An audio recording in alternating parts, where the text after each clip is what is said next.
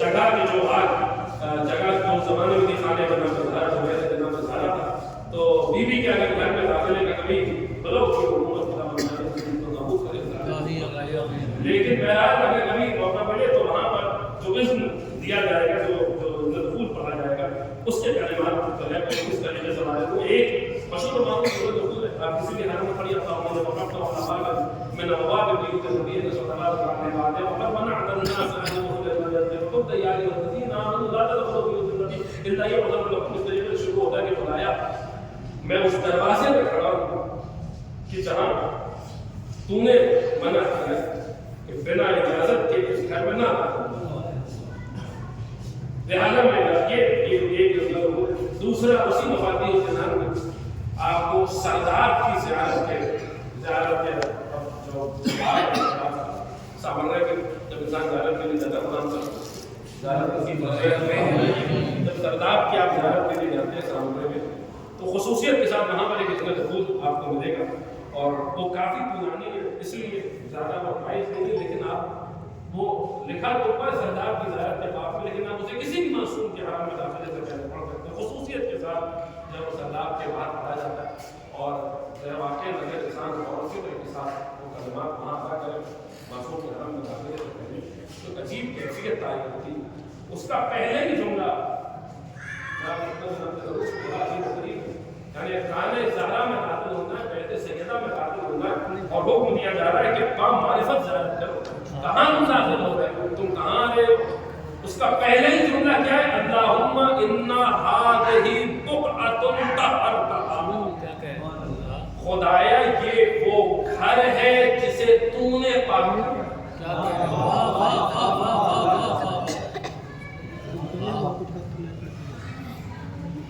اسی منزل میں ذرا ہو جائے گی، یہ وہ گھر ہے جسے تو نے پاک کیا.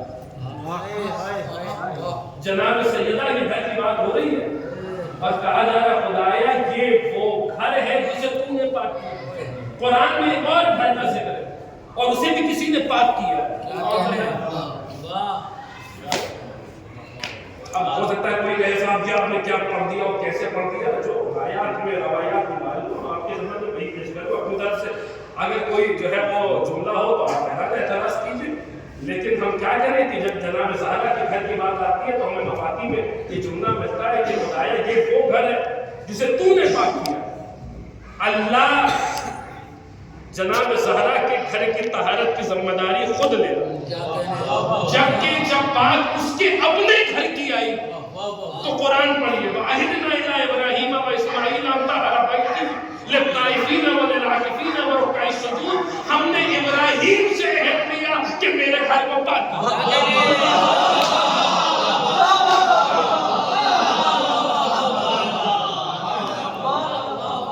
آیت ہے آیت. جب اللہ کے اپنے گھر کی باری آئی تو اس نے کہا ہم نے ابراہیم سے عہد لیا کہ میرے گھر کو پاک کرو. وَعَهِدْنَا إِلَىٰ إِبْرَاهِيمَ وَإِسْمَاعِيلَ أَن طَهِّرَ بَيْتِي. ابراہیم سے اور اسماعیل سے عہد لیا کہ میرے گھر کو پاک کرو. لیکن جب بات جناب زہرا کی گھر کی آئی تو کہا جا رہا ہے کہ اللہم اِنَّ هَٰذِهِ بُقْعَةٌ طَهَّرْتَهَا. خدایا یہ وہ بقعہ ہے، یہ وہ گھر ہے جسے تو نے پاک کیا. پریشان نہ ہو، یہ تو دیکھیے اس گھر میں رہتے کون ہیں، اس گھر میں کون رہتے ہیں؟ اس گھر میں وہ رہتے ہیں کہ جن کی طہارت کی جب بات آئی تو اللہ نے کسی نبی کو ذمہ داری نہیں دی، کسی رسول کو ذمہ دار نہیں بنایا، کسی فرشتے کو ذمہ دار نہیں بنایا، بلکہ اس نے یہ ذمہ داری خود لیتے ہوئے اعلان کیا کہ انما یرید اللہ لیذھب عنکم الرجس اہل البیت. اللہ کا ارادہ ہے کہ اہل بیت کو پاک رکھے. بیت کو ابراہیم پاک رکھیں گے، اہل بیت کو اللہ پاک رکھے گا. بھائی ہر بندہ ہر کام اپنی استطاعت کے مطابق کرتا ہے، اپنی طاقت کے مطابق کرتا ہے، اپنی استطاعت کے مطابق کرتا ہے. آپ کو اگر مثلا یہ عزا خانہ، اب عزا خانے کی ذمہ داری اگر کسی کو دی جائے گی وہ عزا خانے کی اتنی خدمت کر پائے گا جتنی اس میں طاقت ہے. جتنی اس میں استطاعت ہے. کوئی بھی کام اگر کیا جاتا ہے تو دیکھا جاتا ہے یہ کام کرنے والا کون ہے, اس کی استطاعت کتنی ہے, اس کی طاقت کتنی ہے. بیت کی طہارت کی بات آئی تو قرآن کہہ رہا ہے ابراہیم پاک رکھیں گے. اہل بیت کی طہارت کی بات آئی تو قرآن کہہ رہا ہے اللہ پاک رکھے گا. تو پھر مجھے کہنے نہ دیجیے بیت اتنا پاک ہے جتنی ابراہیم کی طاقت ہے, اہل بیت اتنے پاک ہے جتنی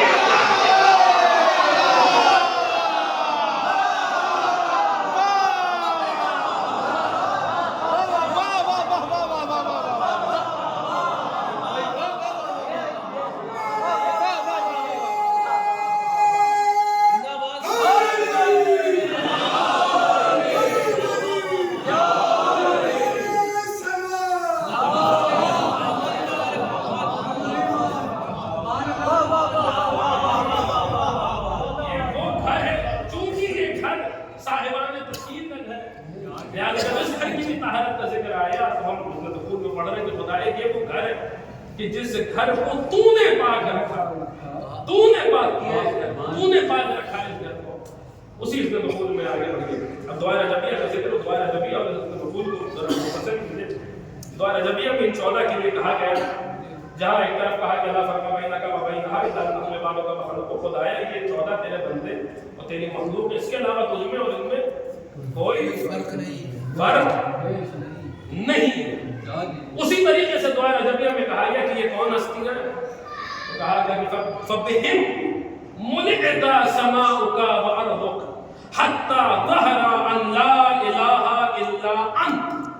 خدایا یہ 14 وہ ہیں کہ جن کے بدن یا اس طریقے سے جملہ سنیں گے, فَبِهِمْ مُلِئَتَ سَمَاؤُكَ وَأَرْضُكَ حَتَّى ظَهَرَ أَنْ لَا إِلَٰهَ إِلَّا أَنْتَ.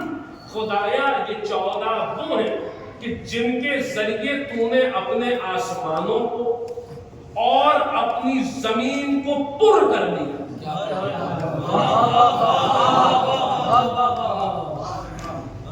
جن کے ذریعے تو نے اپنے آسمانوں کو اور اپنی زمینوں کو پر کر دیا. کتنا پر کیا, اتنا پر کیا, اتنا پر کیا, اتنا پر کیا, حتی ظہر اللہ الہ الا انت. ان کے ذریعے تم نے اپنے آسمانوں کو اور اپنی زمین کو اتنا پر کیا کہ یہ ظاہر ہو گیا کہ تیرے علاوہ کوئی اور خدا نہیں.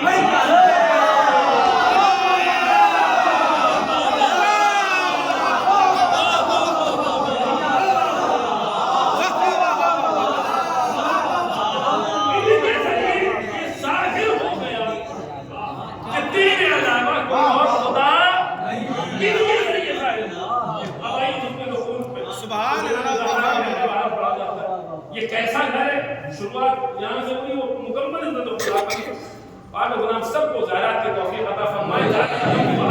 پڑھنے یاد رہیے کہ صرف پڑھ لینا کمال نہیں ہوتا, غور و فکر کے ساتھ پڑھنا کمال ہوتا ہے. ہمارا دین وہ دین تھوڑی نہ ہے کہ جہاں ایک رات میں پورا قرآن ختم کر دیا جائے, یہ بھی نہ پتہ چلے کہ قرآن کے پیڑ کے نقطے میں کیا چھپا ہوا ہے.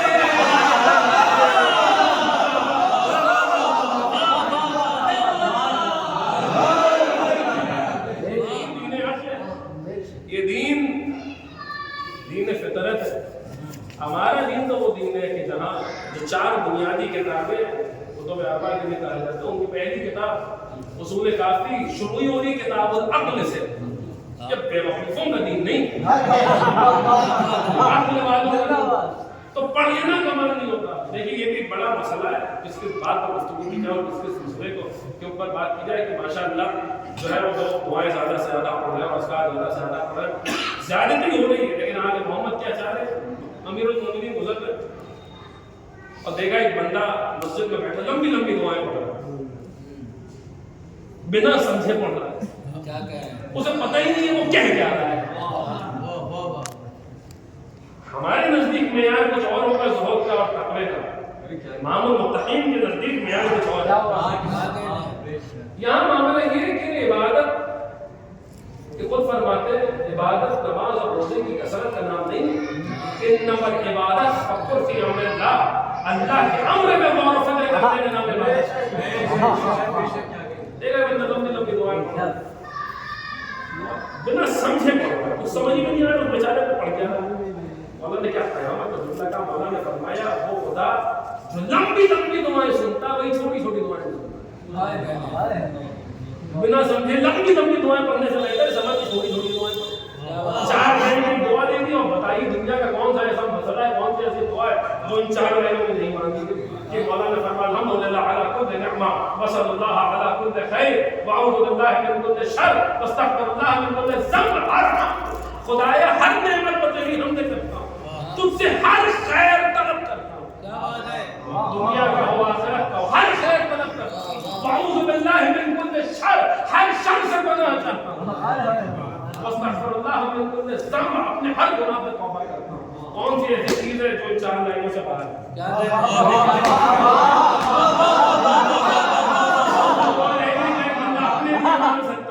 کون سی ایسی دعا ہے جو اپنی بن سکتا ہے؟ اور وہ ان 4 لائنوں میں لوگ حیران ہوتے ہیں صاحب یہ کیسے ہو سکتا ہے کہ ساری دعاؤں کو 4 لائنوں میں جمع کر دیا جائے. ارے صاحب یہ تو دیکھیں کہ دعا دینے والا کون ہے, سکھانے والا کون ہے.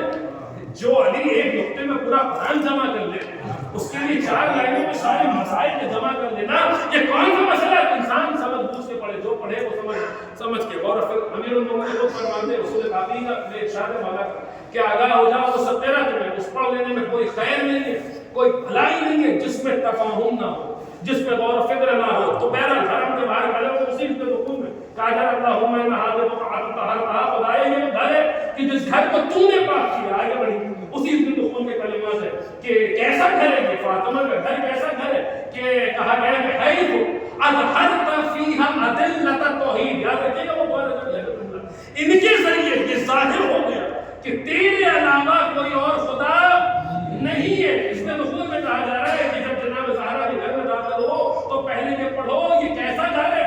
حیث اظہرت فیہا ادلۃ التوحید واشباہ العرش المجید. خدایا یہ وہ گھر ہے جس گھر سے تیری توحید کی دلیلیں نکلتی ہیں.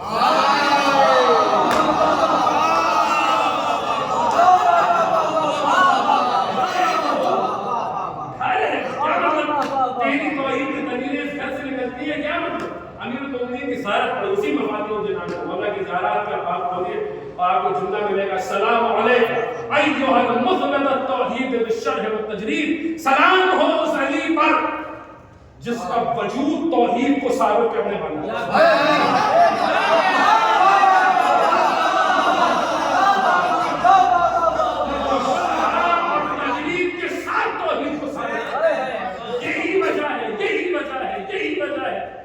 یوں تو زمین کا آسمان کائنات کا ذرہ ذرہ خدا کے وجود کا دلیل ہے, لیکن جب کوئی علی والوں سے پوچھتا ہے کہ خدا ہے